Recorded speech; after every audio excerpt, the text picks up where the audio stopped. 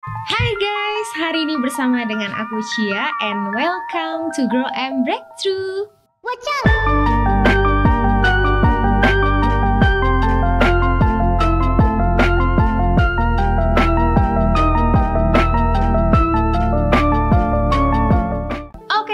Hari ini Cia akan membahas sebuah kisah inspiratif nih guys. Seorang musisi favorit aku pastinya.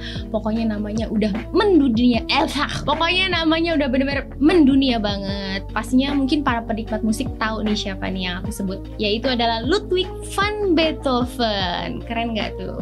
Kita gas langsung. Dia ini adalah seorang musisi yang menurut aku cukup jenius banget nih guys.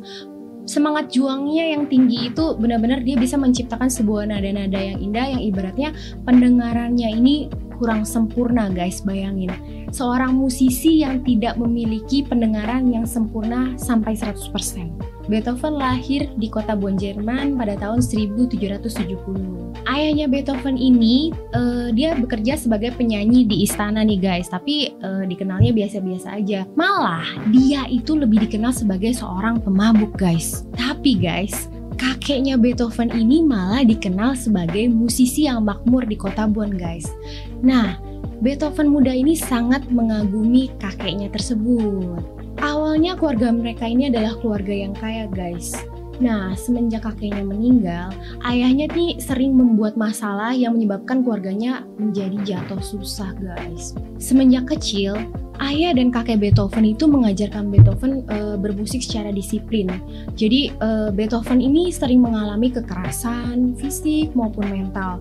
Walaupun ibaratnya Beethoven juga menyukai di dunia musik, tapi dengan tekanan dari kakek dan ayahnya, sampai kalau misalkan tidak sesuai dengan kemauan kakek dan ayahnya, Beethoven tuh sampai dicambuk, dipecut, ibaratnya dikunciin di dalam ruang bawah tanah sampai nggak bisa ngapa-ngapain.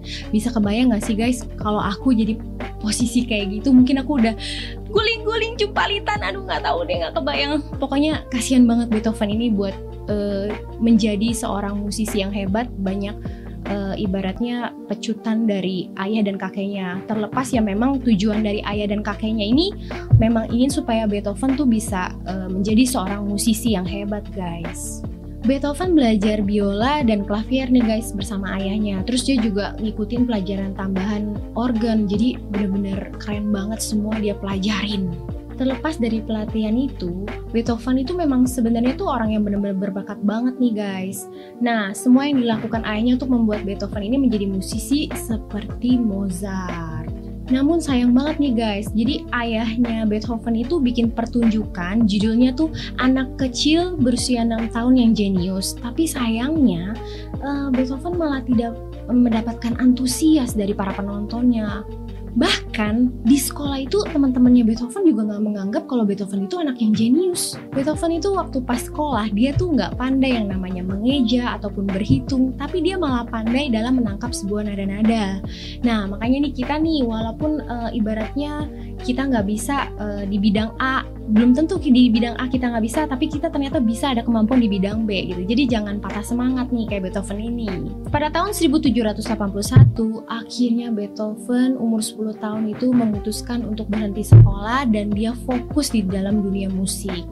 Nah, dia tuh dibimbing dan berhasil mempublikasi dari karya pertamanya yaitu satu set variasi piano guys. Untuk 3 tahun selanjutnya, ayahnya Beethoven itu malah semakin parah guys. Dia makin lebih pecandu alkohol yang mengakibatkan akhirnya berhenti bekerja dan selanjutnya adalah Beethoven yang harus menjadi tulang punggung keluarganya. Beethoven akhirnya melamar sebagai asisten pemain organ di kerajaan nih guys. Walaupun gaji yang dihasilkannya tidak cukup banyak, tapi disitulah awal mulai karir Beethoven nih guys. 2 tahun Beethoven bekerja sebagai asisten organ di kerajaan, kemudian dia pindah ke kota Vienna dan dia bertemu dengan idolanya yaitu Mozart. Wow! Dia mendapatkan pujian dari seorang musisi yang dia idola-idolakan yaitu Mozart. Katanya Beethoven akan bisa menjadi musisi yang besar tuh guys. Tuh, kebayang gak tuh? Seneng banget pasti Beethoven dibilang kayak gitu.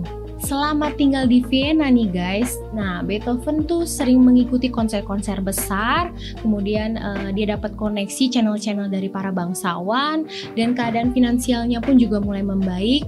Nah gak lama kemudian nih dia menjadi komposer terkenal di Vienna. 10 tahun kemudian Beethoven mulai merasakan kehilangan pendengarannya. Dia mulai mengeluh, dia berusaha untuk menutupi kekurangannya itu tuh guys. Sedih banget gak sih seorang musisi tiba-tiba kehilangan pendengarannya? Aku sih gak bisa ngebayangin loh guys. Pada tahun 1816 guys, akhirnya Beethoven kehilangan pendengarannya 100%. Dan bisa kebayang gak sih rasa kecewa, sedih, bahkan dia hampir mau bunuh diri guys. Beethoven akhirnya menjadi orang yang penyendiri, introvert, bahkan dia bingung bagaimana berhadapan atau berkomunikasi dengan teman-temannya, dan sampai akhirnya dia berkomunikasi dengan cara menggunakan tulisan-tulisan guys. Walaupun dengan kondisi Beethoven yang semakin parah nih guys, dia tetap berusaha, berjuang dengan semangatnya supaya dia tetap bisa berkarya, dan dia menciptakan musik dengan kondisinya dalam keadaan yang keterbatasan seperti itu. Dia mulai mempelajari nada dari getaran denting piano dengan cara memotong kaki piano tersebut dan meletakkannya di lantai guys. Tuh gila nggak? Semangat nggak tuh? Beethoven menempelkan telinganya di lantai guys, dan dia menekan tuts piano sekencang-kencangnya supaya dia bisa dengerin nada-nada yang keras dan dapat mengetahui nada yang apa yang akan dia tulis. Beethoven tidak pernah menyerah guys. Dia menghadapi kenyataan yang ada dengan keterbatasan dan kemampuannya yang ibaratnya benar-benar terbatas banget. Dia tetap menciptakan musik dengan segala halangan dan keterbatasan dia, akhirnya mencapai kesuksesan dalam karya-karyanya guys. Sampai pada akhirnya Beethoven meninggal dunia pada tahun 1827 dan pemakamannya dihadiri oleh 20.000 orang dan cukup tenang.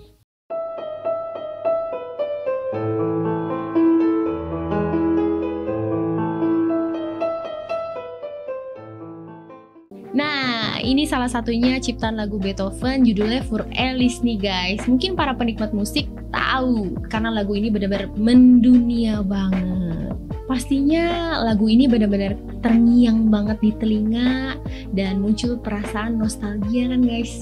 Sejarah lagu Für Elise pada tahun 1810 yang cukup dikenal dan mendunia.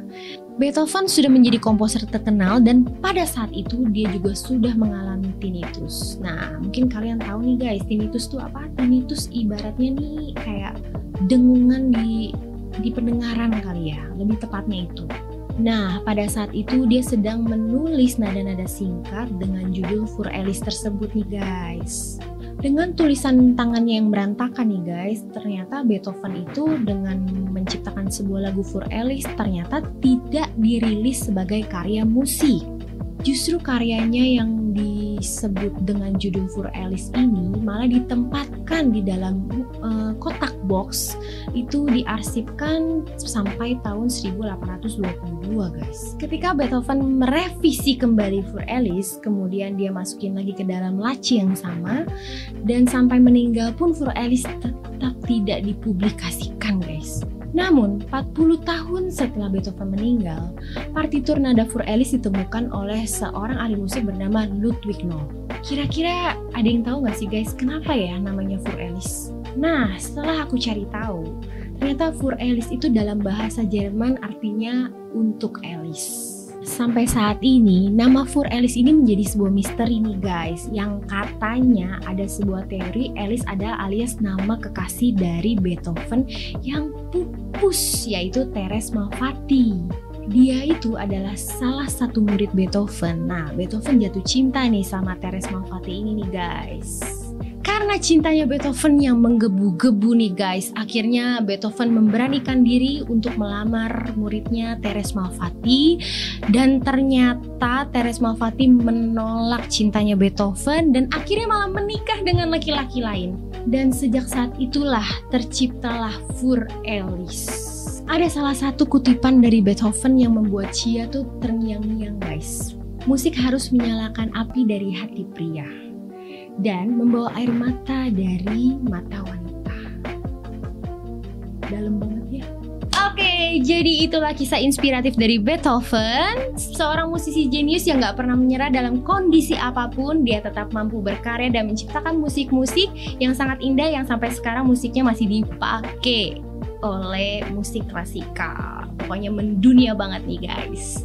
Oke, terima kasih buat kalian semua yang udah nonton video ini. Dan jangan lupa kalian untuk like, comment, subscribe, dan pencet tombol loncengnya. Dan jangan bosan-bosan untuk ikutin aku terus ya.